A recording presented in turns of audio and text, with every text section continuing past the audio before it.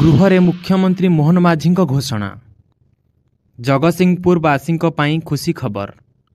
Medical college नहीं घोषणा करिसेंती मुख्यमंत्री मोहन माझी। जगतसिंहपुर रे प्रतिष्ठा हेबो मेडिकल कॉलेज। आज एने घोषणा करिसेंती मुख्यमंत्री। व्यय मंजूरी बिल आलोचना बेले मुख्यमंत्री आज घोषणा करिसेंती। तेबे जगतसिंहपुर रे मेडिकल कॉलेज हेले किछि कांक्षरे राज्यवासी समस्या कटिजिवो। लोके उन्नत धरणर स्वास्थ्य सेवा पाइबे।